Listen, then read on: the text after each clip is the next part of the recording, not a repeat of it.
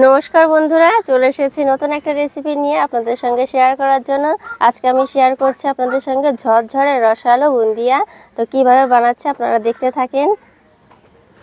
এক বাটি নিয়ে নিয়েছি ছোলার বেসন, আপনারা যে কোনো বেসন দিয়েই করতে পারেন। দেখবো এই এক বাটি বেসন দিয়ে কতগুলো বুন্দিয়া হয়।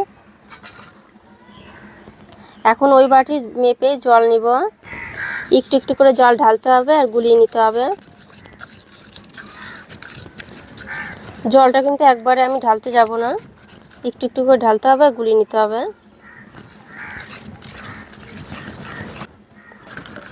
বেসনটাকে ভালো করে ফ্যাট করে নিতে হবে যাতে কোনো বাবলস না থেকে যায়।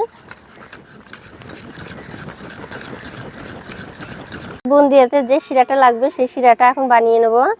দিচ্ছি এক বাটি চিনি, সেই বাটি মেপে হাফ বাটি জল,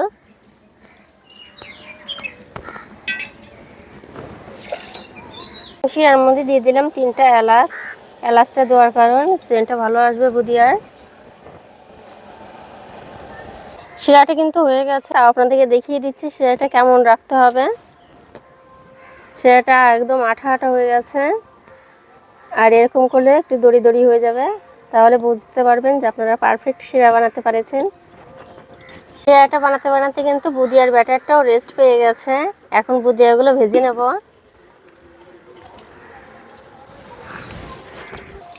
এখন কিন্তু তেলটা গরম হওয়ার অপেক্ষা করছি, তারপরে বুন্দিয়াগুলো ভেজে নেব।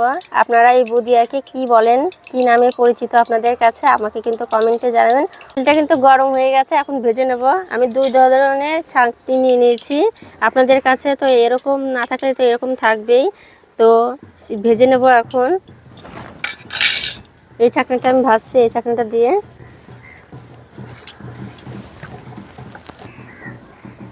এখন এই ছাঁকনিটার পরে ব্যাটারটা ঢেলে দেব।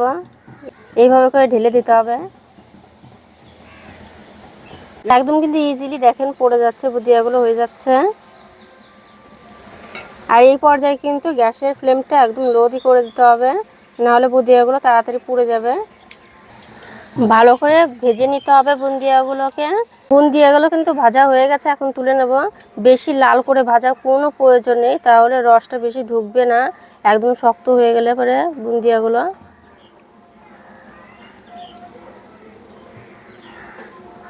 আমি আবার আপনাদের ভেজে দেখাচ্ছি, ঠিক এইভাবেই ভাজবেন।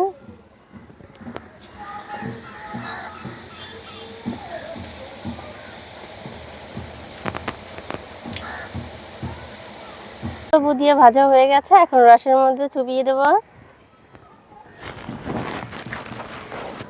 এই বুন্দিয়াগুলো কিন্তু অনেক নামে পরিচিত, কেউ কেউ বলে বোঁদে বুন্দিয়া, অনেক নামে পরিচিত।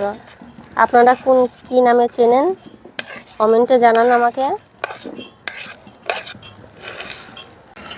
রসের মধ্যে 1 ঘন্টার মতন ঢেকে রেখে দেব, তাহলে রসটা বুন্দিয়ার মধ্যে ভালো করে ঢুকে যাবে। 1 ঘন্টার মতন বুন্দিয়াগুলো আমি রসের মধ্যে চুবিয়ে রেখে দিয়েছিলাম। এখন একটা প্লেটে তুলে নিচ্ছি।